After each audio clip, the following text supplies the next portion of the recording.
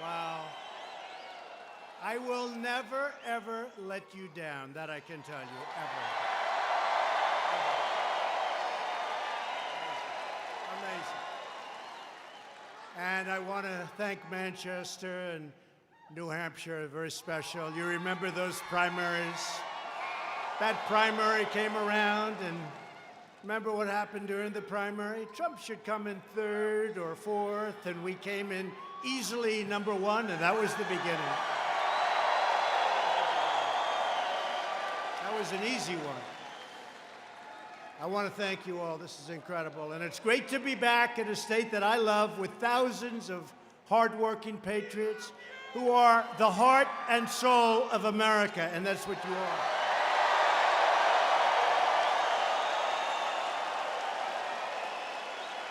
And we're actually here today to officially launch our campaign to win the great state of New Hampshire in 2020. And I saw some fake polls put out by the fake news media.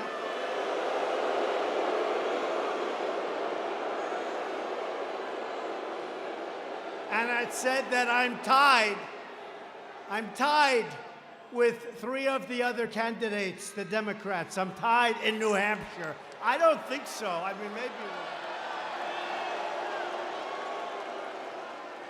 one of them has a rally. He's got 100 people. So this holds 12,000. We're full. And we could fill it up 4 times, at least. We could fill it up 4 times. But I just want to thank you all. I just think it's going to be a tremendous 4 years. We're going to have a tremendous 4 years. Can you believe it? We only have a little more than a year to go where it all started, right? The greatest movement in the history of our country. The greatest political movement in the history of our country. And even though we had fake witch hunts on our back and all the other things that we had to go through, we have taken this big, beautiful ship, and it's being turned around very quickly.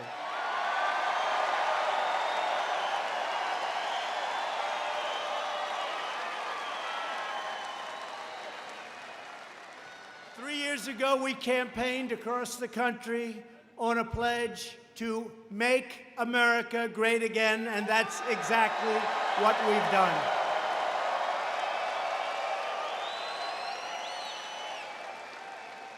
I think we can honestly say it's the greatest slogan in the history of politics in America, right? Make America great again. So if you don't mind, you know, the other candidates they spend millions and millions of dollars on this question that I'm going to ask you. They spend millions. You remember the first slogan from our opponent? That's right, neither do I, neither does anybody.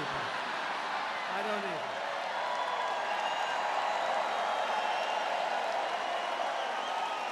Nobody remembers. The only thing I remember is the first night I went out after I heard it, and I said, see, it's all about her. And they immediately changed it after spending like $1 million. It's all about her. That didn't work out too well. That slogan wasn't too good. So we have to do this. We have to make a decision. Do you give up the greatest slogan in the history of politics in our country? Make America great again, right? So do we give up Make America Great Again for a new slogan? Because look, our country is doing great. We are doing very well with China, despite the fact that they want to have you believe to the contrary. All you have to do is say, China, how you doing? They're not too happy. They're not too happy. They're losing millions of jobs. The tariffs are working. And they're eating the tariffs, by the way. There's no price increase. You know, you got to talk to these people. The fake news. But do we give up?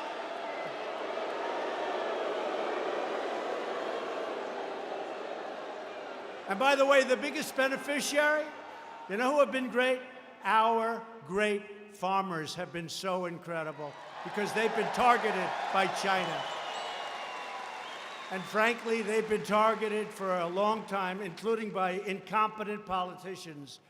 that have run this country for a long time. So we're making up for a lot of lost ground.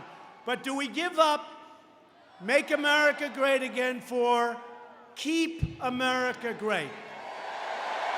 Keep America Great.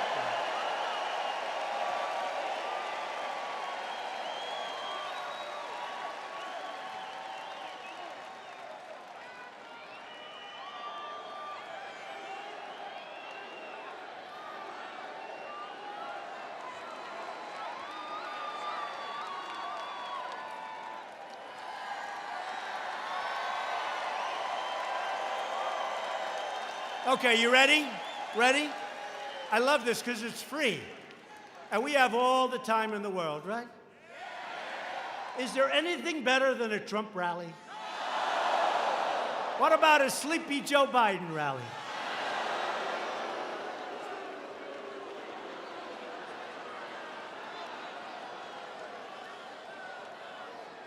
Right? Boy, he's made some beauties.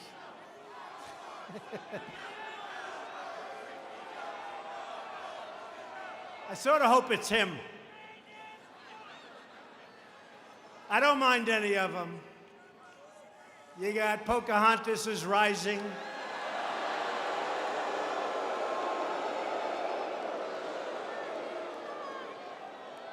You got Kamala. Kamala is falling. You got Beto. Beto is like gone. But we'll see what happens. Whoever it is, I don't know that it matters. But whoever it is, different people. But I don't know. I think Sleepy Joe may be able to limp across the finish line. But today they announced that they're going to cut way back on his appearances because he is such a disaster. They're going to have fewer appearances. You've heard that, right? This is serious. They're going to cut way back on his appearances. Can you believe it? If I ever did that, it would be over. The fake news would get us, but we don't let them get us, and it is fake. And today, the deputy editor of the New York Times was demoted. Isn't that beautiful? Isn't that beautiful?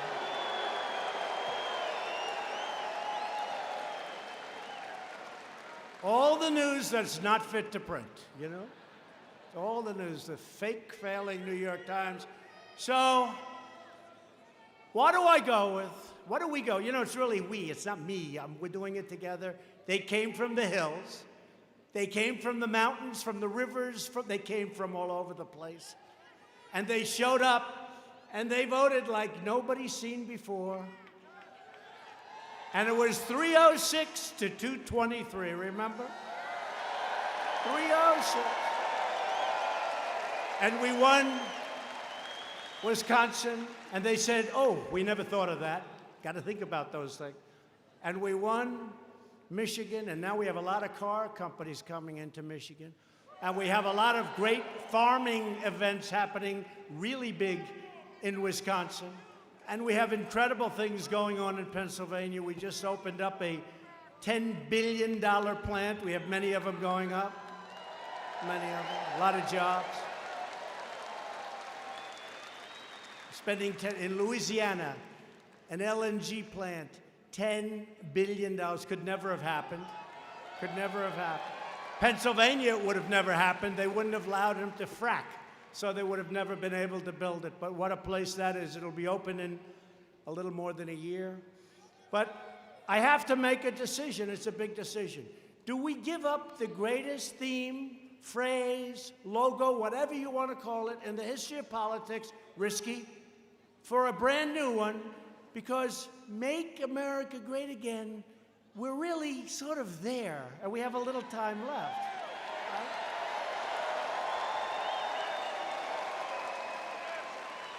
And now we have a group of socialists or communists, could be. They're not far away. Now the fake news will hit me on that. How dare he say that? But they're not far away, right? They're not far away. 95% tax. Does anybody want to pay 95% tax in the world? I don't think so. So, but I'm not going to go into their plan because as far as I'm concerned, the Green New Deal is a beautiful thing. No, it's a beautiful thing.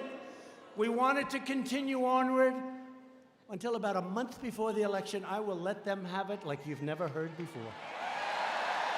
I don't want them to change. Too early. It's like Elizabeth Warren. I did the Pocahontas thing. I hit her really hard, and it looked like she was down and out, but that was too long ago. I should have waited, but don't worry. We will revive it. It can be revived. It can be right? It will be revived, and it can be revived very easily and very quickly, and we're going to have some fun in the state of New Hampshire. Now, what do we do? Ready? Let me have first Make America Great Again, then Keep America Great, right? Just applaud like crazy for the one you want to use for this campaign, and there's a possibility we'll use both. There's a possibility we'll use both. Because I hate like hell to give up the one. Is there a possibility we'll use both, maybe one a little bit less? Are you ready? So we'll start Make America Great Again, and then Keep America Great. Okay? Are you ready? Who's in favor of the campaign theme being Make America Great Again?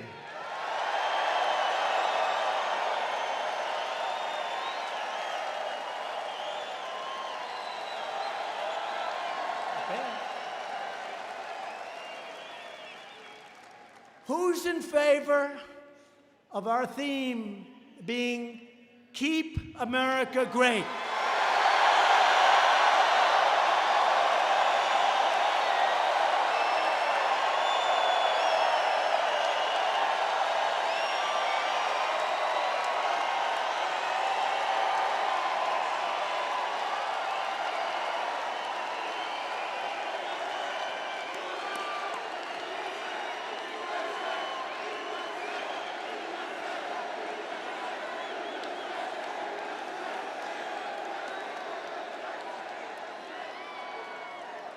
So, oh, wait a minute, this is your hat.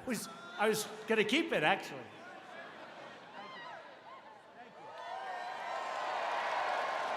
Thank you. Thank you. So that's really been the reaction. I've done this before, big crowds, and it really is Keep America Great, because we have these socialists want to take it away from us. They want to take it away. So it works good. Because until a couple of days ago, and that'll catch up very quickly, we have no choice. By the way, I never said China was going to be easy, but it's not tough, and they want to make a deal. We just spoke to them yesterday. They want to make a deal. They want to make a deal. They have to make a deal. And you know what? It'll be wonderful to make a deal. I don't think we're ready to make a deal. We're taking in billions of dollars in tariffs. And again, China's devaluing their currency. They're pouring out money. The prices haven't gone up, so that means we're taking in billions of dollars. We're not paying for it. And ultimately, their devaluations are going to hurt them very badly. They want to make a deal, and they should want to make a deal. But when you listen to the fake news, look at how many there are. That's unbelievable.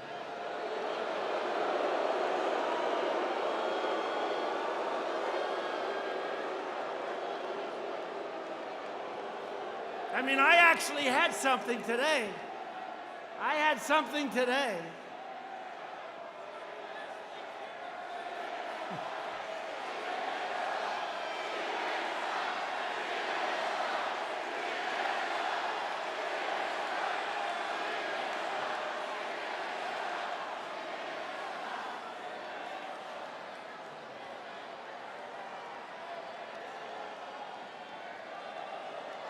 Are we sure that we're in New Hampshire?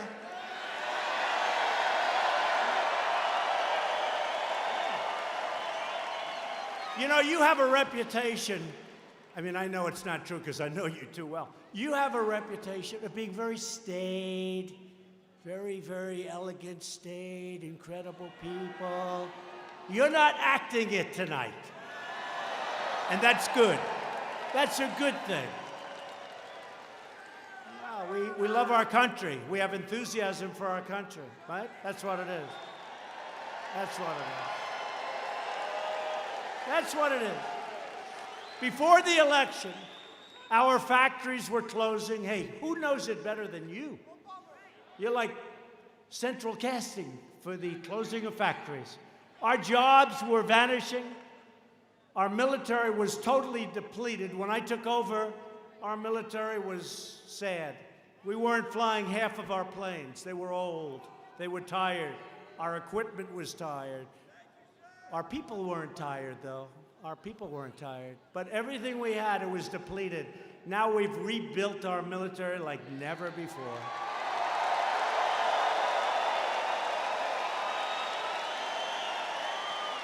And all made in the USA, just so you know. And our nation was weakened at home and disrespected abroad. They don't disrespect us anymore, folks.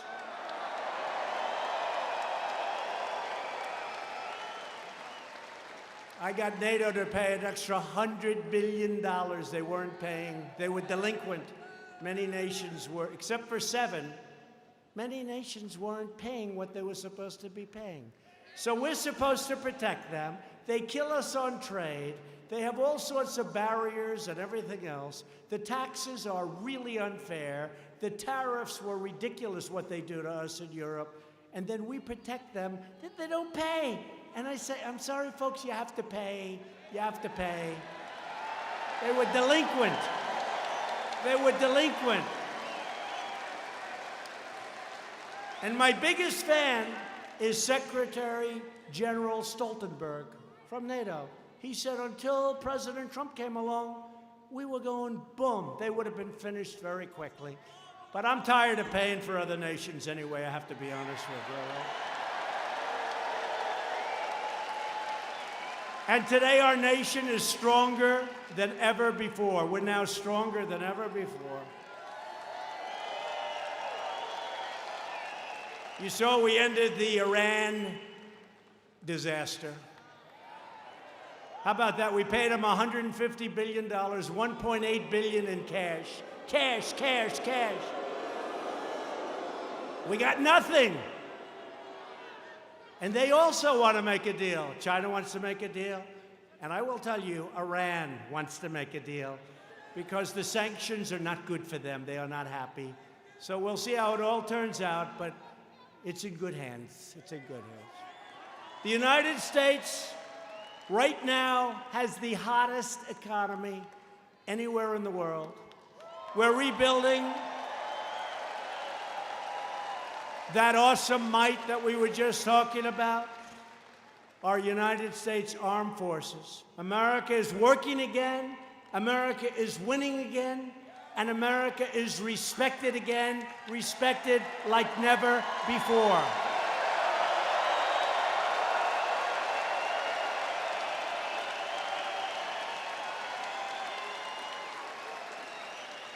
They respect us again, and you see it. You know, a recent poll came out where it showed that President Obama was more popular in Germany and other places than I am. And I said, of course he's more popular. He's not demanding that they pay for their protection that we provide. He's not doing that. I'm doing that. And in fact, if I was the most popular, I'm not doing my job right, okay?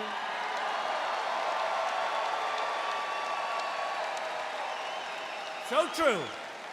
We've created over 6 million new jobs since the election. If I would have said that during the campaign, those people back there would have been headlines, headlines.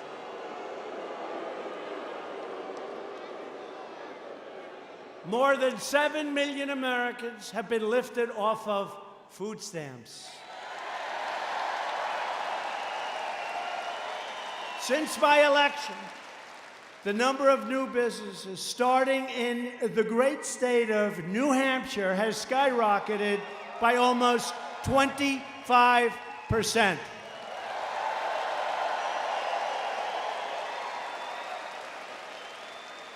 And you can't really go by my election. You got to go by November 9th because, you know, the markets have gone through the roof since November 9th. That's the day after I won the election. So I won the election.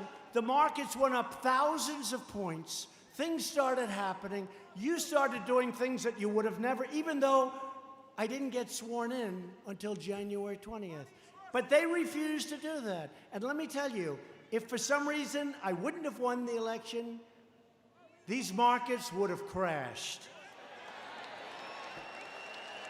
And that'll happen even more so in 2020. See, the bottom line is, I know you like me, and this room is a love fest, I know that, but you have no choice but to vote for me because your 401ks, down the tubes, everything's gonna be down the tubes. So whether you love me or hate me, you gotta vote for me.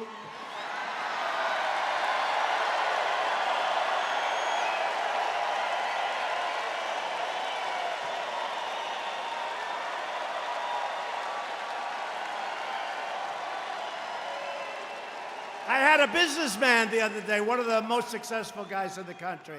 I've never liked him, never liked him. He never liked me, I never liked him. I see him in the White House. I said, "What are you doing here?" He said, "I'm working to make sure you get elected." I said, "You gotta be kidding. You don't like me, I don't like you. What the hell is this all about?" He said, "That's right, we've had our differences. I haven't liked you. But to be honest with you, Mr. President, I have no choice." I said, "You're right. You're right." First thing I've ever heard him say that I agreed with. He's got no choice. He got no choice. Unemployment in New Hampshire has reached the lowest rate in actually 31 years, but within a very short period of time, it will be the lowest rate in the history of our country.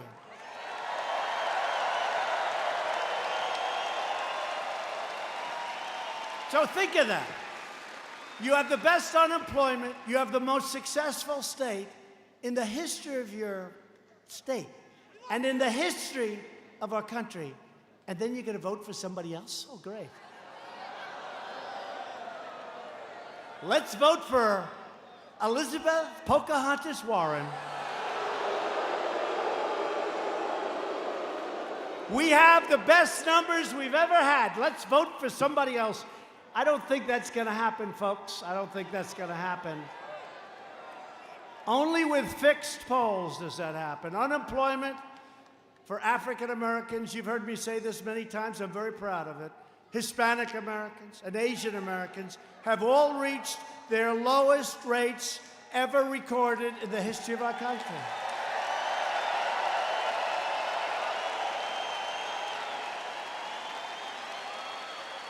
Wages are rising quickly. Remember when I used to say people have been working 2 and 3 jobs, making less money than they made 21 years ago? I used to say it all the time. Now I can say, for the first time in 20 years, wages are rising. And you know who's the biggest beneficiary? Blue-collar workers.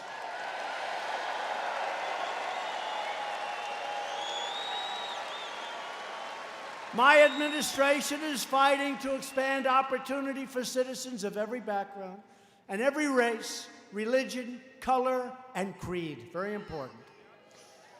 Because we are all Americans. We all share the same home. We all share the same heart. We all share the same dreams. We are all children of the same Almighty God.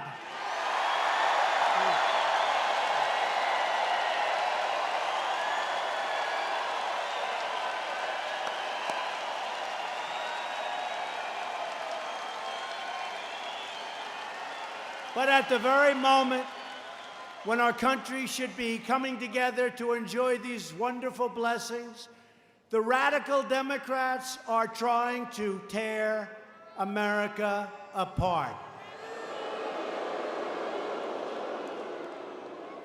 They vilify anyone who doesn't share their extreme views. They slander our law enforcement heroes. You see what they're doing with our police that we love. You see what they're doing? Has anyone ever seen anything like the water being thrown on New York's finest. Have you ever seen it?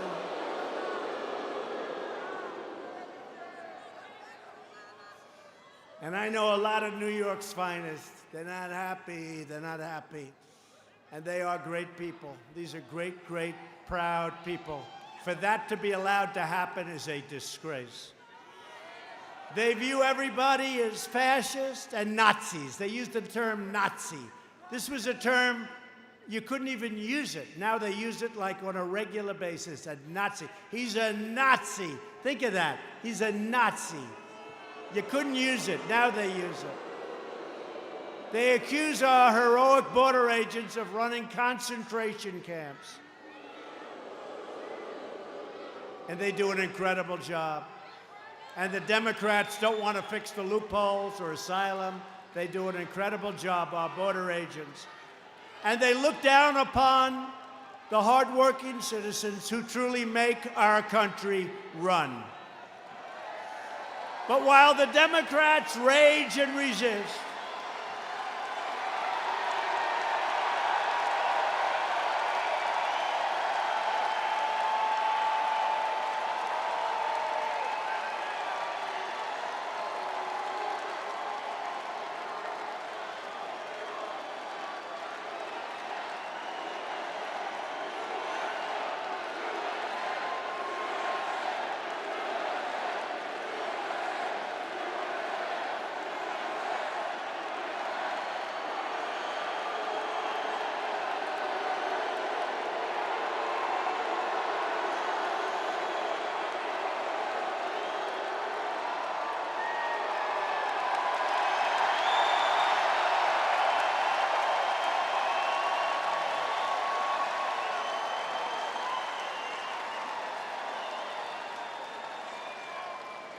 that guy's got a serious weight problem. Go home, start exercising. Get him out of here, please.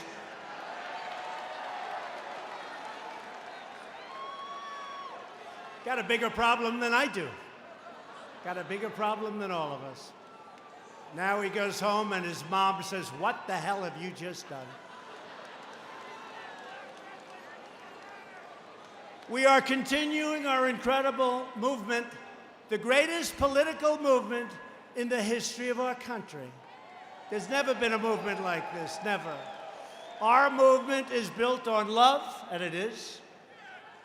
And we love our families, we love our faith, we love our flag, and we love our freedom, and that's what it's about.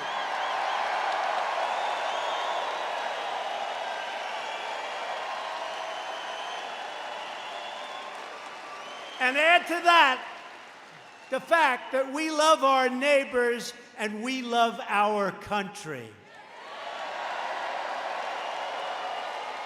Together, we are all united by one fundamental principle. A nation's first duty must always be to its own citizens. Its own. We got to take care of our own. You haven't heard that from a politician or a political leader in a long time. It's called America First. It's America First. We're thrilled to be joined tonight by many tremendous Republican leaders and great friends of mine, a man who's doing an incredible job as your governor, because I want to take 100% of the credit for the incredible turnaround of New Hampshire. And I remember it not so long ago. Things were not looking good. People were leaving. A lot of bad things were happening. But we have to give him a lot of credit. He's been a great governor, Chris Sununu, with a great father, too. Great father.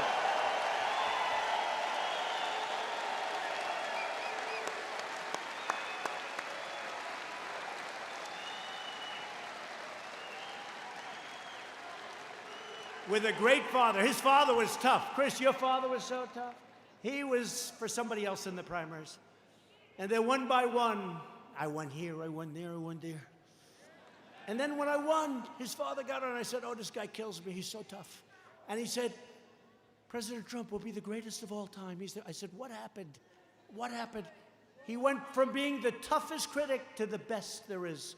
So I want to say hello to your father. Okay, Chris, you'll tell him. Great guy. What a family. What a family. Thank you, Chris. New Hampshire Senate Republican leader, Chuck Morse. Chuck.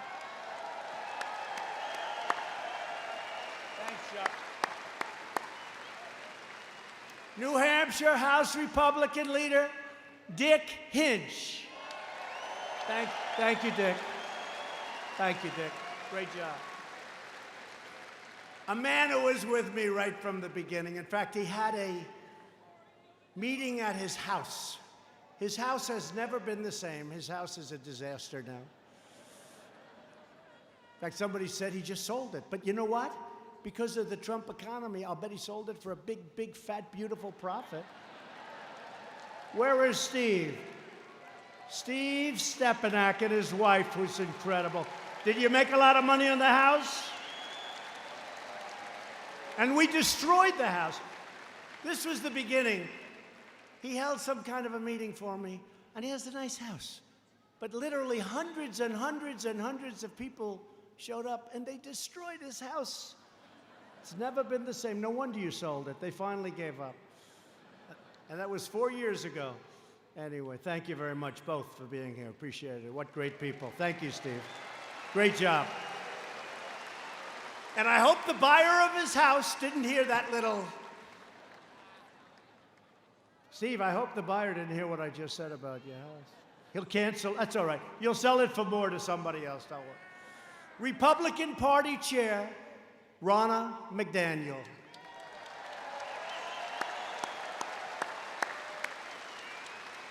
You know, Ronna headed up Michigan.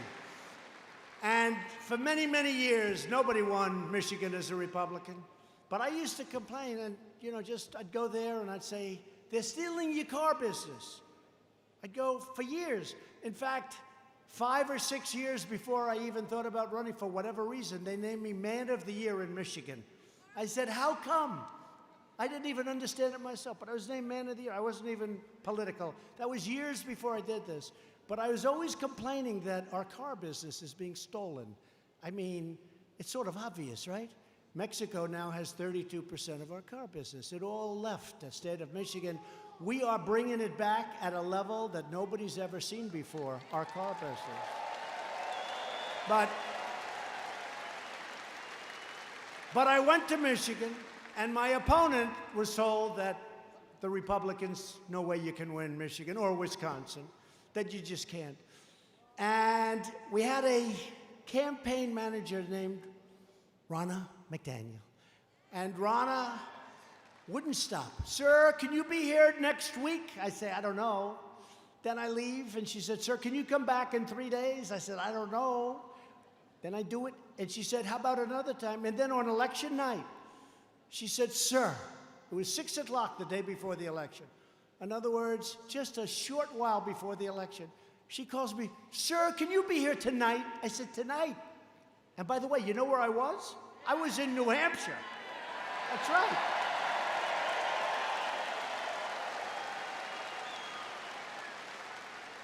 She said, sir, can you be here tonight? I said, are you sure?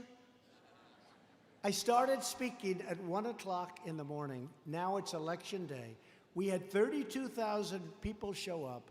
It was like this. The crowd was just, they want to see things happen in our country. They love our country. It went crazy.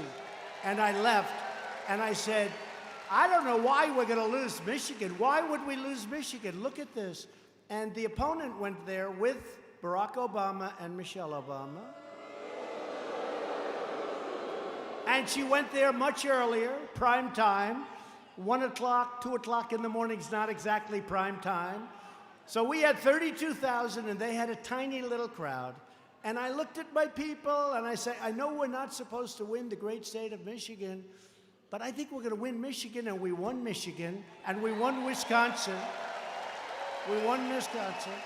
Wisconsin was a great victory, and we won Pennsylvania, and we won North Carolina, and South Carolina, and we won Florida, and I hate to tell you, we should have won New Hampshire. That was taken away. New Hampshire was taken away. It was taken away from us, but we should have. We did great in New Hampshire. We should have won New Hampshire, but that's okay. I'm not holding it against you because it was not your fault. But we had a woman in Michigan, and I said, when it came time to choosing the head of the Republican National Committee, I said, who the hell is that woman up in Michigan that got me to keep coming there and explaining that we can't continue to lose our car business? We have 17 companies now coming back in. Who is that woman? And it was Ronna. We put her in charge of the Republican National Committee. The job that she has done is incredible. Thank you.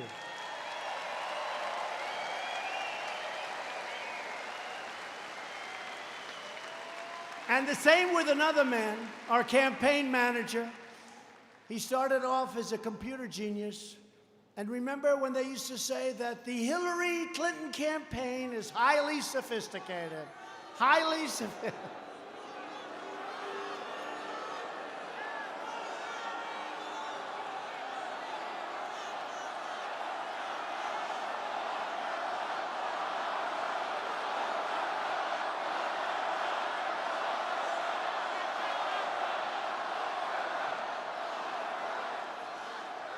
She did a lot of bad things, folks. 33,000 emails deleted after getting a subpoena from the United States Congress. 33,000.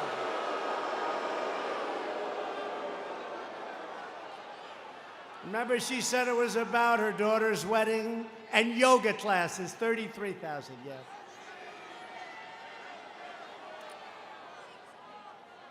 It was disgraceful. I will tell you this, we now have a great Attorney General.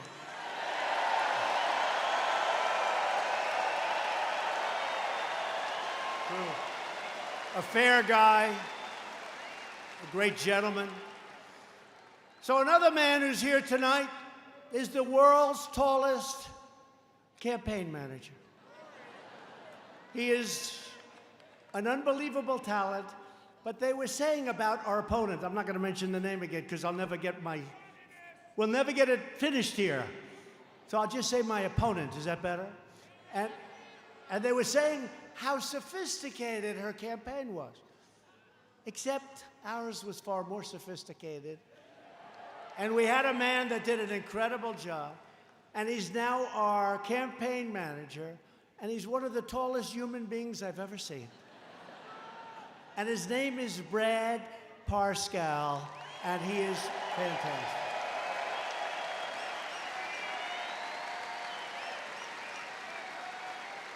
It's nice when you don't have to look for anybody. You just look over and you see a guy who's twice as tall as everyone. Great job, Brad. Thank you. How are we doing, Brad? Good. Doing good. Got great poll numbers.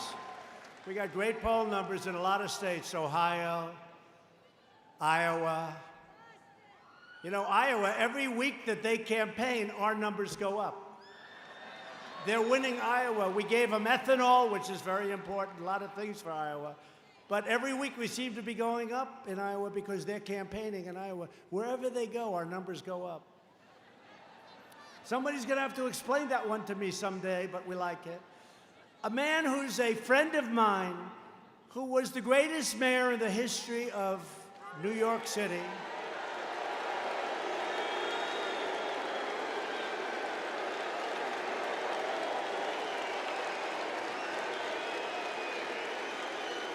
Who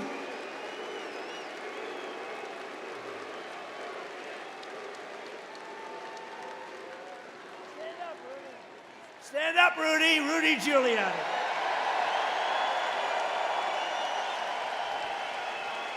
Man, he did a job. He did a job in the first year. I've never seen anything like it. New York was crime infested. We had problems. We had problems like nobody would believe.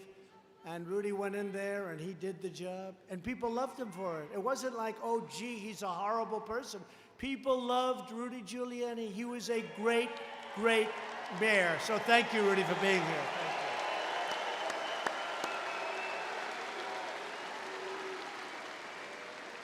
And the first person that I put on the campaign, he was driving me wild. He said, I'm saying you can win, sir. You can win. I'm telling you, you can win. He loves this state. He's from this state. He said, you can win, sir. I'm just telling you. And I had him on for month after month. He'd come drive me crazy. He'd say, you can win, you can win, you can win. And finally, we said, let's give it a shot.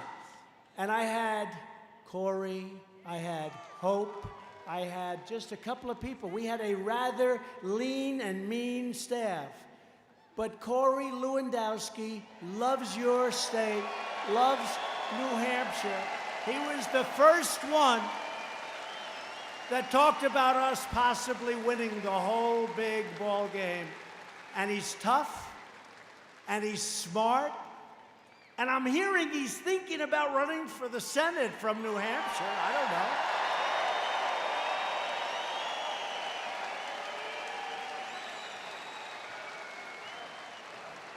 I think it'd be tough to beat. I'll tell you one thing, he'll go into Washington and he's gonna have you in mind. He's gonna do a job if he does do it, so we'll see what happens. He hasn't made up his mind yet, but he would be fantastic, and I guess it's something you go back and you talk to your family, you talk to your wife, and you make a decision. They're all saying, are you gonna support him? I said, I don't know if he's running. So Corey, let us know, please, if you don't mind. Let us know. Our shared Republican agenda is pro-worker, pro-jobs, pro-family, pro-growth, and 100% pro-American. For decades and decades, the permanent politicians in Washington pursued the very opposite. They sold out our workers. You see it, you know it better than any place. When I talk about the horrors of NAFTA, the horrors of trade deals, I mean, I'm sorry to tell you this, I usually refer to New Hampshire. Nobody took it worse than New England, and nobody took it worse than New Hampshire. Now, here's the good news. I would never let that happen again, and Chris will never let that happen again.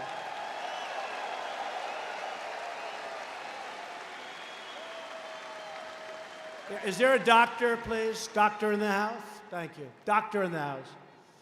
Please, doctor, please. Thank you very much. Take your time.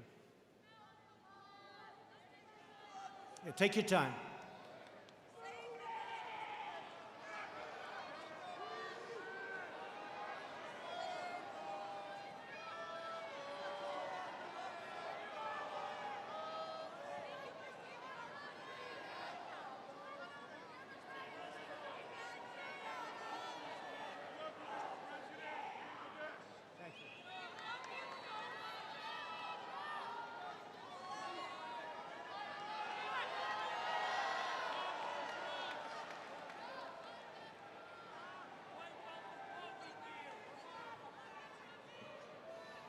Take your time, fellas. Plenty of time.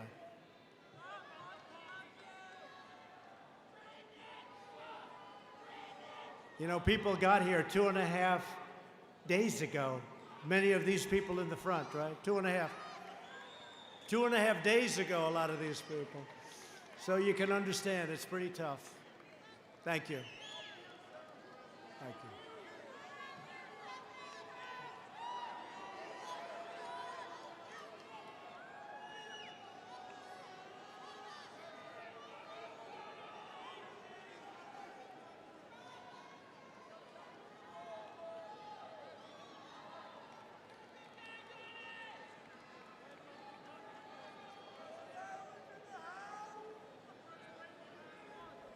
That's okay.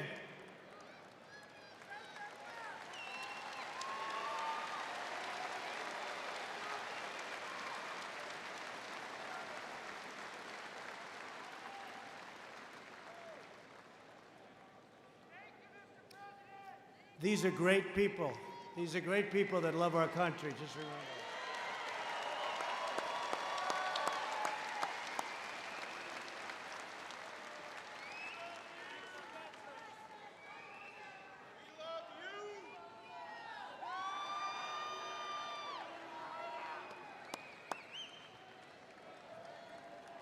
Thank you very much. Thank you.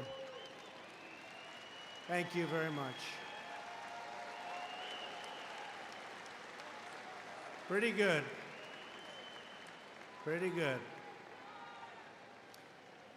So our politicians shipped away our jobs, shed our sovereignty, surrendered our dignity, and saddled our nation in one foreign debacle after another. And we're still here. He just said it. We're still here. You better believe it. And we're here stronger than ever before we're here. But all of that ended the day that I took the oath of office. The American people are in charge of their country again.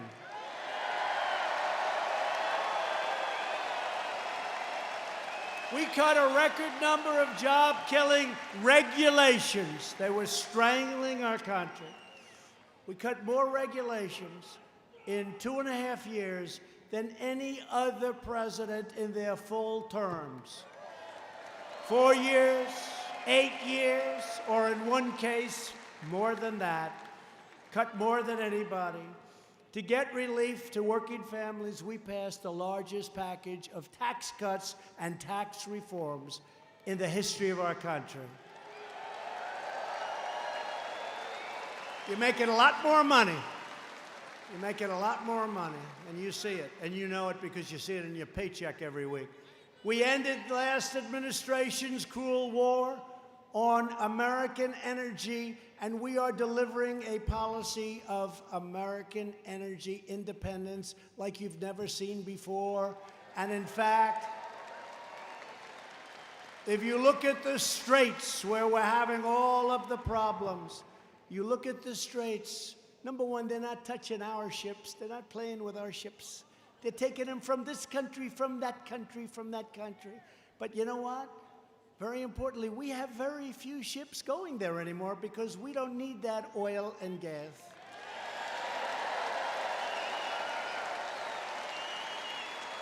And the United States is now the #1 producer of oil and natural gas anywhere in the world.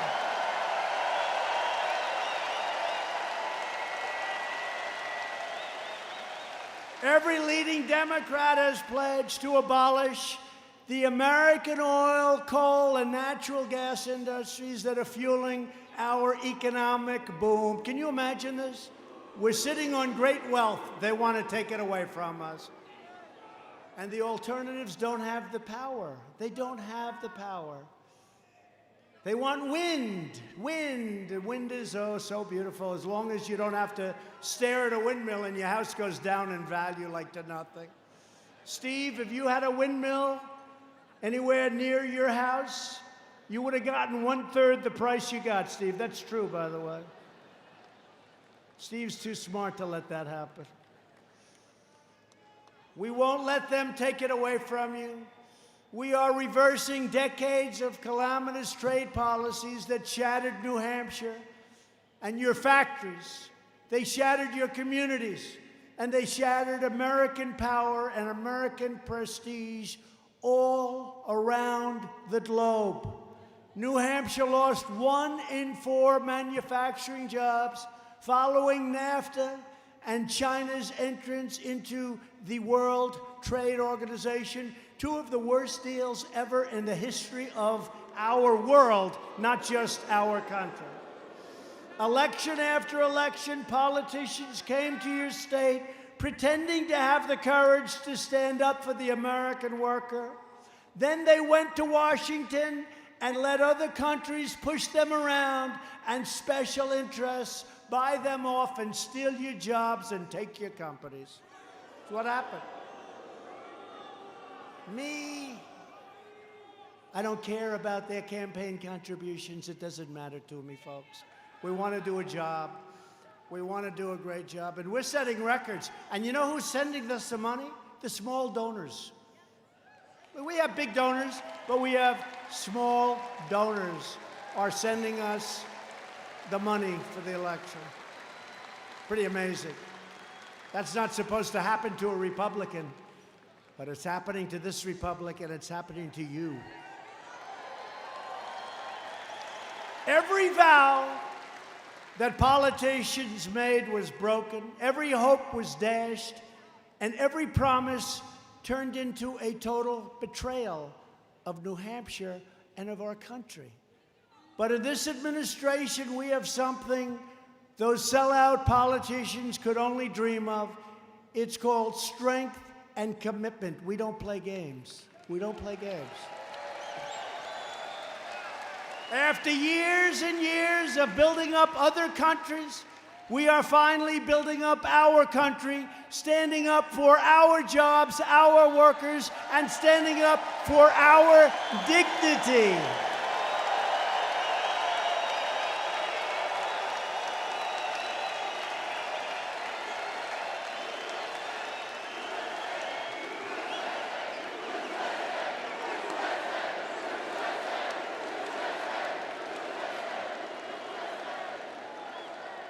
The forgotten men and women of America will never, ever be forgotten again. You were forgotten.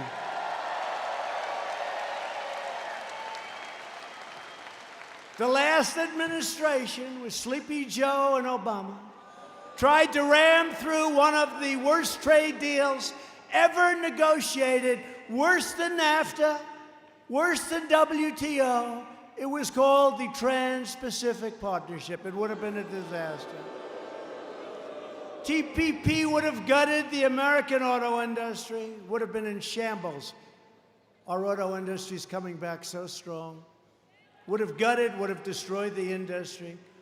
But in my first week in office, I proudly withdrew the United States from that job-destroying catastrophe.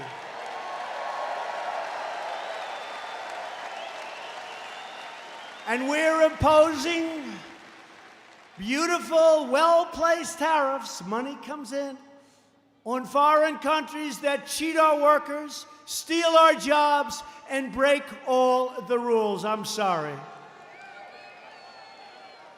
And by the way, they've been changing and charging tariffs on us for years. We have countries that charge us 100%, 200%, 297% in the case of Canada with your farm products. We're not going to stand for it. And man, did we turn things around. And we've just started. If companies don't want to pay a tariff, I have one simple solution. Come make your product in America. Come make your product in New Hampshire. Zero tariffs. Zero. Zero. No tariff.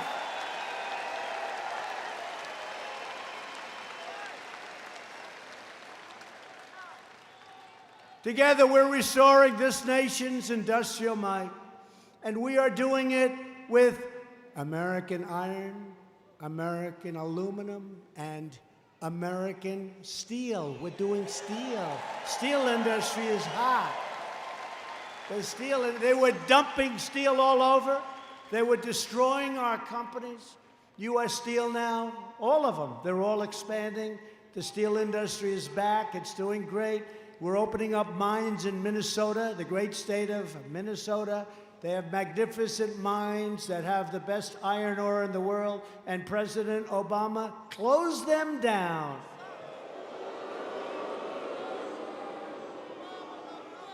Maybe we can get Representative Omar from Minnesota to open them up, but I don't think so. She'll open them up. I don't think so. Representative Omar, that's another one. We're replacing NAFTA with the brand new USMCA. That's Mexico and Canada. Great deal. The USMCA will create countless jobs for farmers, manufacturers all across the state. We need Congress to pass the USMCA immediately. We'll make it a bipartisan deal. We don't even want credit. The unions benefit, the non-unions benefit, everybody benefits.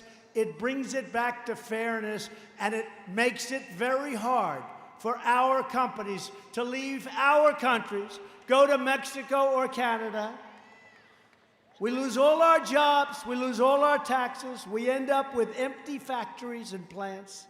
It makes it almost impossible. We're not going to have that. That was my one rule that I had to have. It's going to be very, very hard for companies to do that. I've also taken the toughest ever action to stand up to China's chronic trade abuses. Earlier this month, the U.S. government officially labeled China, for the first time ever, a currency manipulator, another promise kept. While others allowed China to freely loot the U.S. economy, $500 billion a year, not million, billion, with a B. We've made it clear that the theft of American jobs and American wealth is over. Yet, today, the Wall Street Journal editorial board and some others continue to publish foolish articles that demonstrate that they understand nothing about trade or business, nothing. They advocate only economic surrender. They actually say, go to China, take off the tariffs, make a deal. I lose all the cards, we take off the tariffs. We don't have any cards. Think of it. They say, go to Europe. By the way, the European Union is worse than China, just smaller. It treats us horribly. Barriers, tariffs, taxes, and we let them come in. It's worse than China. Many of us come from there. I do. That's what it's got going. That's about it. They treat us really badly. And many others, many others. India tariffs us probably higher than any nation anywhere in the world. We have tariffs of 100% on products and much more than that. India. So we're working on all of them. I called Prime Minister Modi. I said, Mr. Prime Minister, not fair. We got to change. We got to change. Got to change. And we're talking to them very seriously. We're talking to a lot of places. But when the Wall Street Journal comes out and they say, no, take the tariffs off. Go and talk to China. They've been trying to talk to them for 25 years. But actually, you know what? They really haven't. The fact is, the leaders that were in my position, they didn't do a damn thing. They didn't talk. They didn't talk. Past leaders followed the terrible advice of these editorial boards that are frankly totally inexperienced in business, I guess, and our industries were utterly decimated. Globalism enriches foreign countries at our expense. Globalism. I love our country. I'm the President of the United States of America. I'm not the President of the world.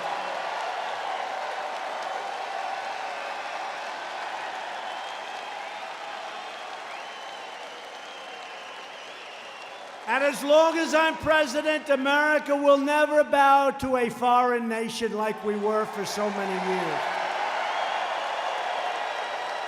As we restore our prosperity, we are also restoring public safety.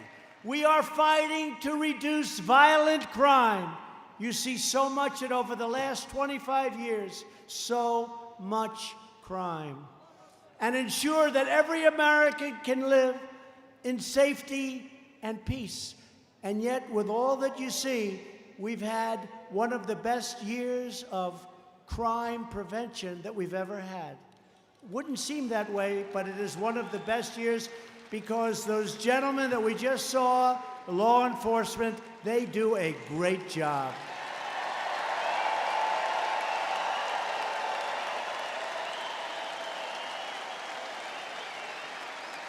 And you've been reading about this a lot lately.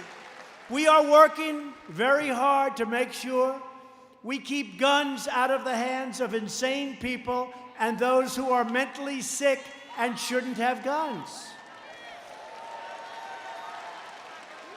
But people have to remember, however, that there is a mental illness problem that has to be dealt with. It's not the gun that pulls the trigger. It's the person holding the gun.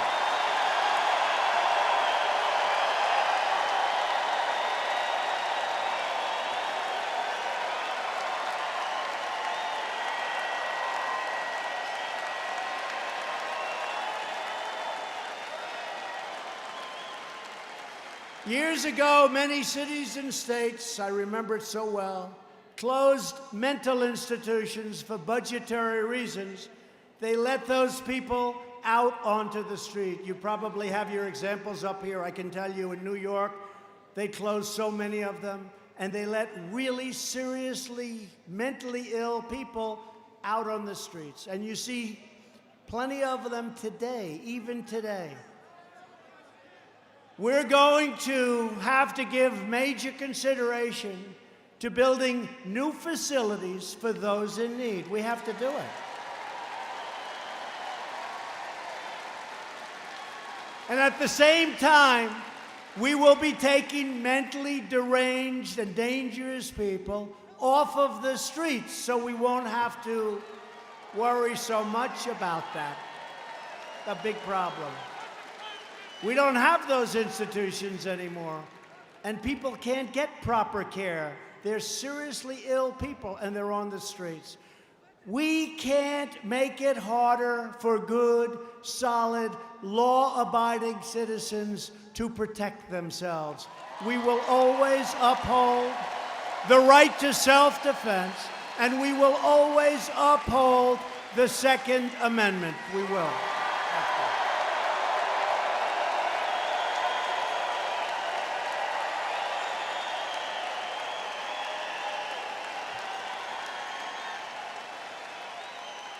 So important. One of the most powerful promises I made to the people of this state was to confront the opioid and drug epidemic. I used to go around New Hampshire more than any state, and you'd say, "Sir, the state is infested." You said, "Sir, we're like a drug den." You tell me. And I didn't really see it. And then I met with the police officers and fire departments and all the people that do, and you just seem to have a bigger problem. And by the way, the wall is being built. That's going to stop a lot of it. The wall's being built.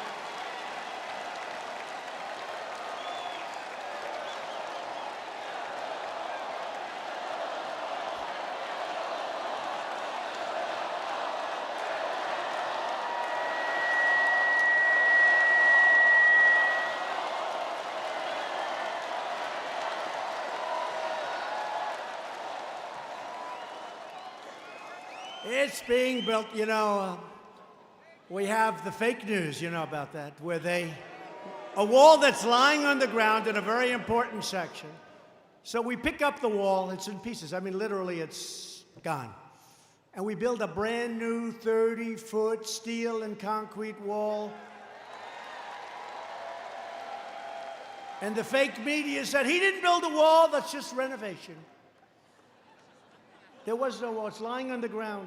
People walk right over it. It's rotted, rusted, gone. We take it away. We put a brand new wall up. They give me no credit. You know why? Because they're fake news. That's why.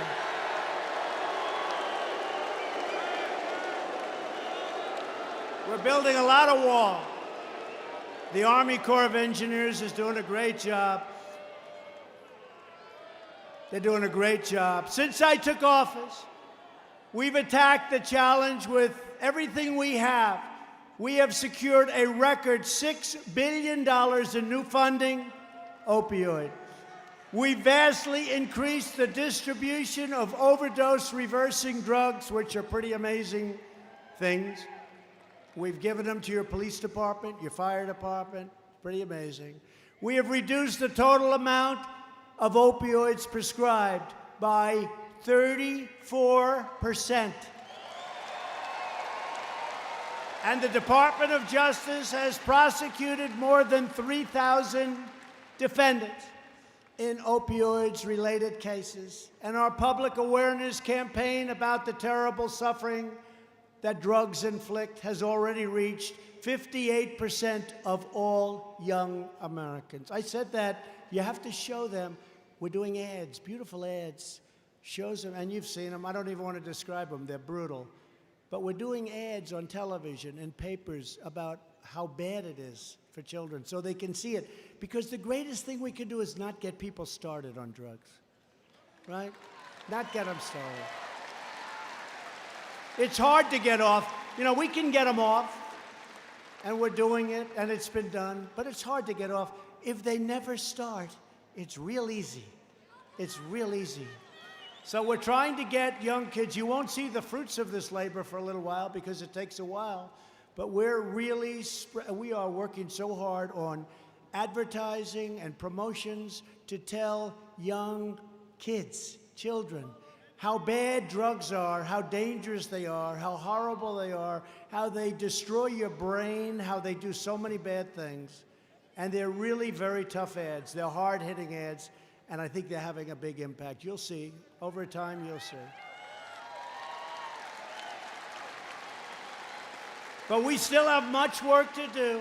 But as a result of these efforts, last year we saw the first nationwide decline in drug overdose deaths in 31 years. It's pretty amazing. And at the center of America's drug crisis is the border crisis.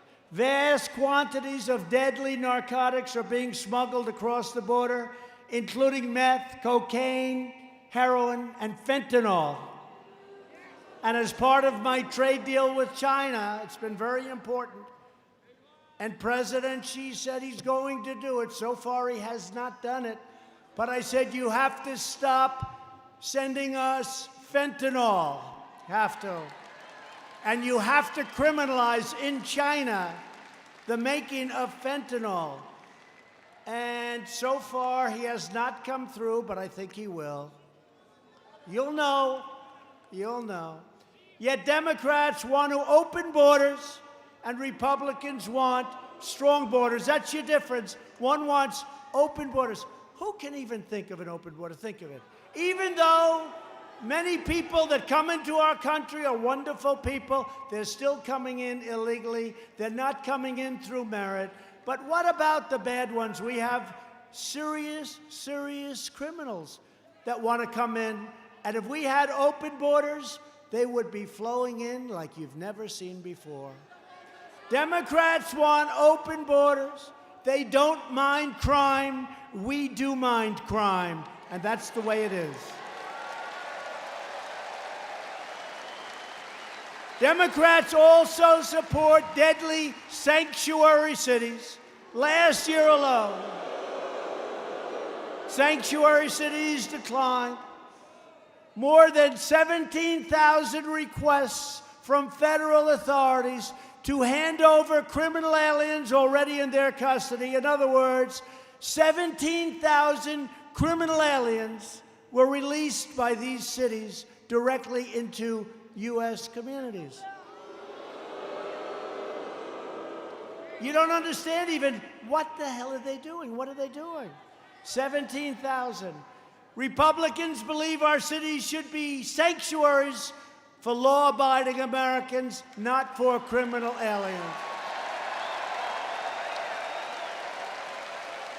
And we will always support the amazing heroes of ICE and Border Patrol, and we will always support law enforcement.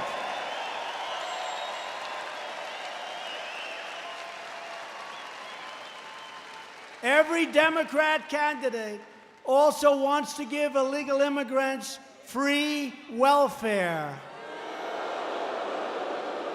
Republicans believe public benefits should be protected for truly needy Americans, not for illegal aliens, and we should reduce our taxes and many other things with all of that money that we're talking about. We need to elect a strong Republican majority to end sanctuary cities, stop human traffickers, stop drug smugglers, and adopt an immigration system that puts the needs of American workers and families first.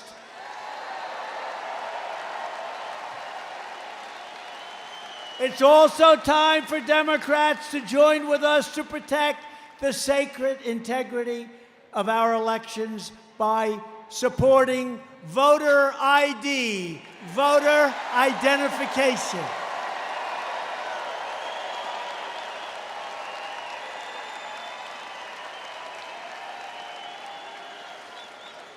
It's incredible. They're constantly saying, oh, we need to protect our... They're not looking for that. They're not looking for that. We say, what about voter ID? In other words, you have a picture, you have to go up. What about voter ID? That they don't want to do. But we need voter ID.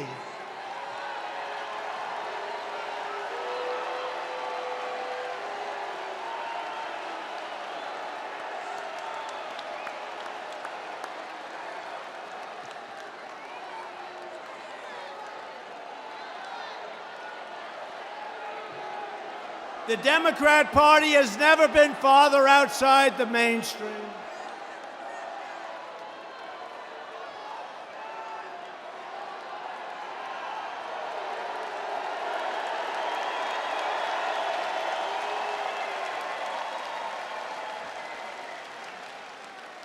Where do they come from? You know, you say you want low taxes, good education, strong military, strong borders. You want to have safe homes. You want a house. You want low interest rates. You got low interest rates, the lowest ever. Got low interest. Good time to refinance your house, by the way. Great time. You got everything. And then you see these people.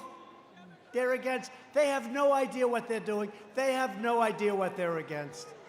Every major Democrat running for president supports a massive government takeover of health care that would raid Medicare and destroy the private health insurance plans of millions of American families that they love. My administration is defending your right to choose the plan and the doctor that is best for you.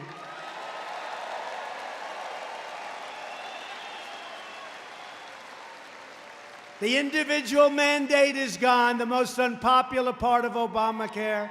And we almost have Obamacare gone. We're close. We would have had it before, but we had a vote that was a little bit surprising. I'm sure none of you knew who that vote was. We had it done, repeal and replace. But it's going to happen, and I think it's going to actually be, in the end, actually better. You watch. So we got rid of the individual mandate, which was the most unpopular part of Obamacare, and we're running it better. You know, I had a political decision. Do I make it great? Alex Azar, our secretary. Do we run it well and sort of say, hey, we run it well?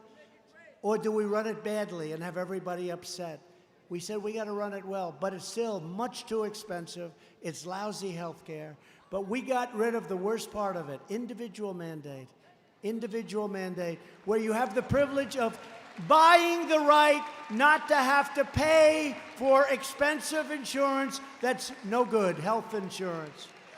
And we will, and you got to remember this, Republicans, and I speak for every one of them, we will always protect pre-existing conditions. We're going to protect, always. Right? Got to do it. Our ambitious campaign to reduce the price of prescription drugs has produced the largest decline in drug prices in 51 years. And the only decline in 51 years. We have launched a historic initiative to require price transparency, empowering you to choose the lowest price for yourself and for your family. Believe it or not, you didn't have the right to go in and price your drugs. Who could even believe this? I wonder if Big Pharma had something to do with that. So we're going to have transparency. Virtually every top Democrat also now supports late-term abortion, ripping babies straight from the mother's womb, right up until the moment of birth. And in the case of the Virginia governor, he's having a rough time. In his case, the baby is born. And then he goes to talk to the mother. The doctor talks to the mother. The baby is now born, wrapped, as he said. And then they decide whether or not to execute the baby. Who would believe that?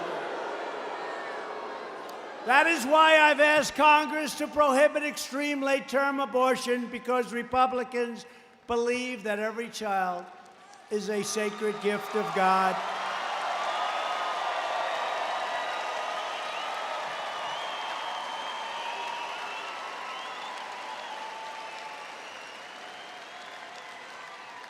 Hard to believe, isn't it? Democrats are now the party of high taxes, high crime, open borders, late-term abortion, and socialism.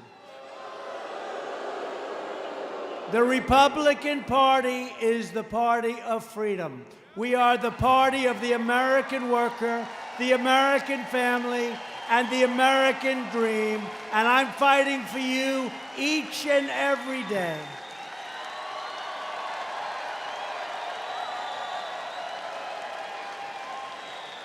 So importantly, we have confirmed more than 140 federal judges.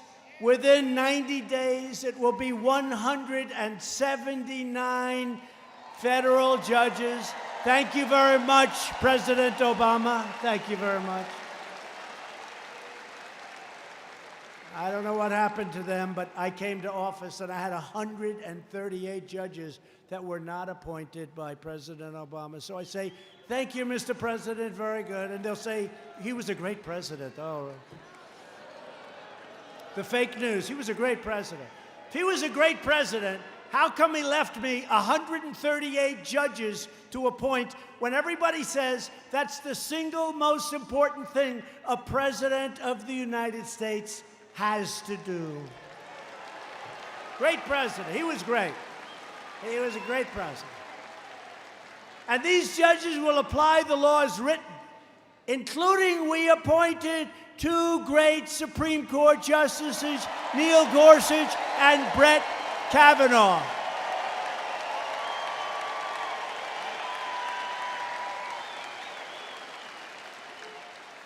And to help patients with life-threatening illnesses, we also passed something I'm so proud of. 44 years they couldn't get it passed. Right to try. You can use our newest, our best medicines. Incredible what's happening. I'm so proud of that.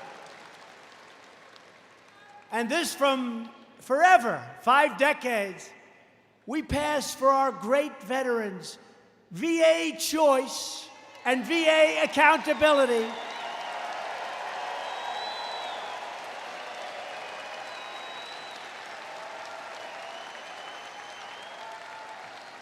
And one of our great friends, who's a veteran, who's been with me in New Hampshire, I don't know where you are. Where's our guy? Where is he? So Al. So I walk in, I said hello. He's been with me from the beginning. He liked Trump. And I came in, he said, sir, he's a great veteran. He said, sir, I have cancer. And sir, I went into the vet. They were very, very late. They had problems. I'm not blaming them. But they gave me the right to go out and get a great cancer surgeon. He had his operation. You look much better than you did 3 years ago, Al. Much better. Much better. VA choice, right, Al? VA choice. Great story. Thank you very much. And thank you for your loyalty. He's been to every rally I ever gave in New Hampshire, right from the beginning. I got so tired of looking at him, he'd always be here. Now look at him, now he's sitting in, very good, that's good. But I appreciate that story. I appreciate, VA choice just makes sense, right? Doesn't it make sense? We've achieved record funding for the United States military, $716 billion, $700 billion, and $738 billion, and it's almost completely rebuilt, including, and we hope to God we never have to use it, we have the finest, most powerful nuclear capability anywhere on the face of the earth. And I hope to God we never have to use it. We're investing in the future of human space flight, and someday soon, American astronauts will plant the stars and stripes on the surface of Mars.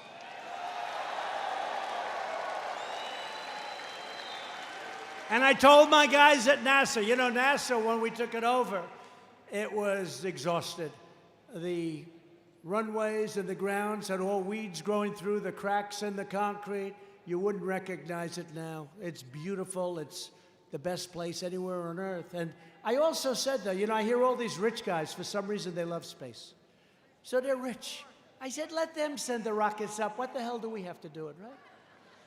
So I see Jeff Bezos and Elon Musk. They're putting rockets up. I think it's great. And they pay us rent. They use our facility. That's good.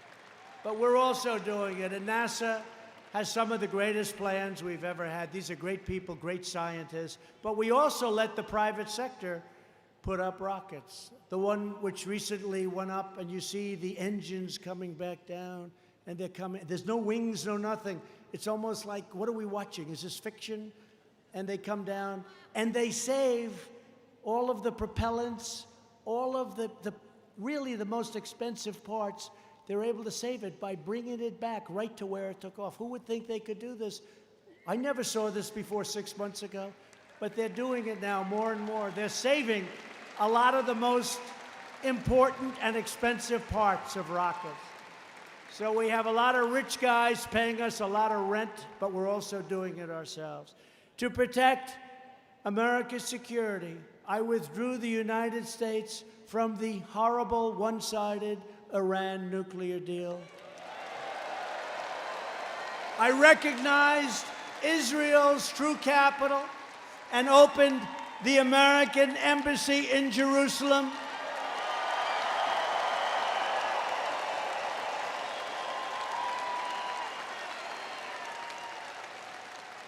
And just 3 months ago, we also recognized the Golan Heights as being a part of and protected by Israel. For years, you watched as your politicians apologized for America. Now you have a president who is standing up for America, and we are standing up for the people of New Hampshire. Thank you.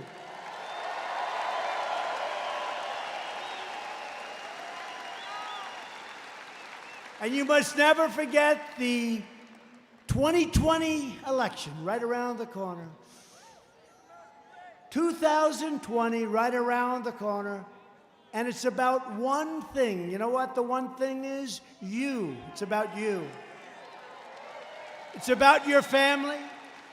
It's about your future. And it's about the fate of your country. So when we ran together last time, we said, the most important election. We had to turn it around. This country was going bad. You see what happened to Venezuela with socialism. Venezuela 15 years ago was one of the richest countries. Now they don't have water, they don't have food, they don't have anything. And this was one of the richest nations in the world. They don't have anything. We're working on it, we're helping people, but it's very sad. It's never going to happen to us because we will never, ever be a socialist nation. Ever.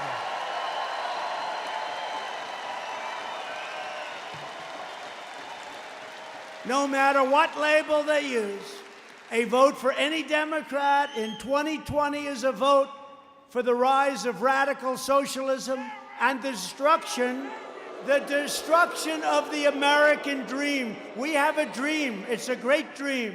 This is the destruction of the American dream.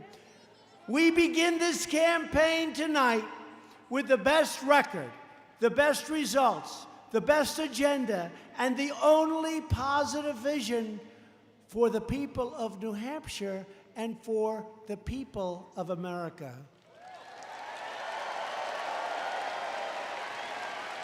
Together, we will lift millions more citizens from welfare to work, dependence to independence, and poverty to prosperity. Millions and millions of people.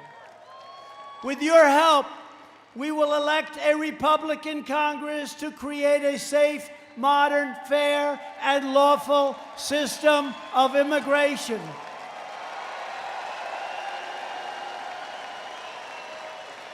We will enact trade deals that are already happening that ensure more products are proudly stamped with that beautiful phrase, "Made in the USA."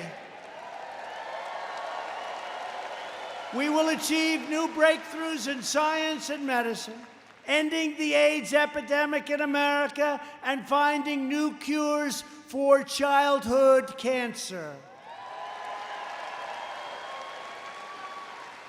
And something I never thought I'd be able to say, within 1 decade, the AIDS epidemic in the United States will be gone. Think of that. Did you ever think you were going to hear that? No, did you ever think you were going to hear that? The work they've done on AIDS is incredible. It's an incredible thing. When they told me that, it's just shattering. It breaks your heart what's happened. But think of it, in 10 years, the AIDS epidemic will be eradicated. So great. Who thought that was going to be happening? Who thought I'd be able to get to say that so early in what we're doing together? We will defend privacy, free speech, free assembly, religious liberty, and the right to keep and bear arms.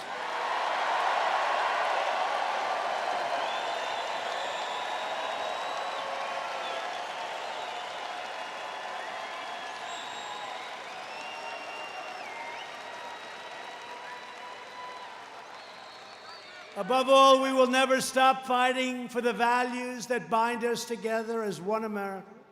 We will support, protect, and defend the Constitution of the United States.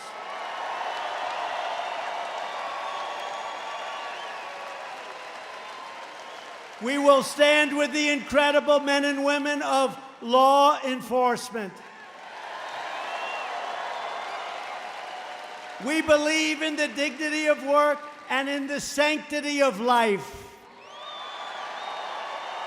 We believe that faith and family, not government and bureaucracy, are the true American way. We believe that children should be taught to love our country, honor our history, and to always respect our great American flag.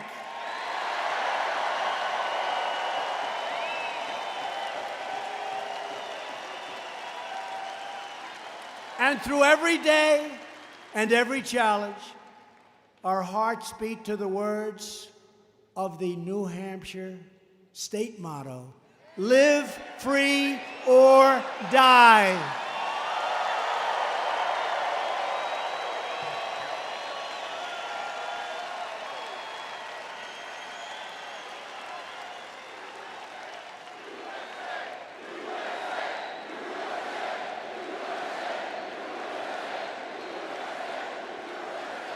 We are fighting for every American mom and dad who wants to protect this land of liberty for their precious, beautiful children.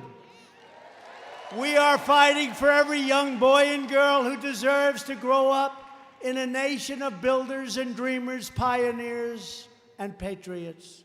And we are fighting for every citizen of the greatest republic on the face of this earth.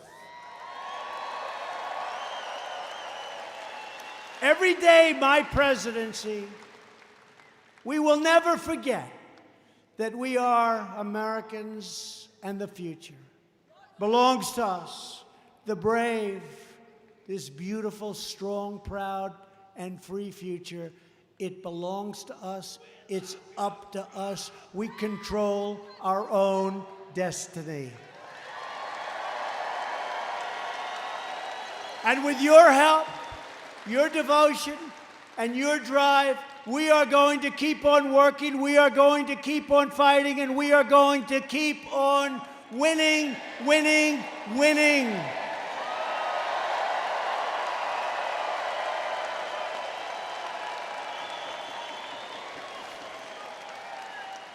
We are one great movement, one people, one family, and one glorious nation under God. And together we are making America wealthy again. We are making America strong again. We are making America safe again. And we are making America great again. Thank you, New Hampshire. Thank you.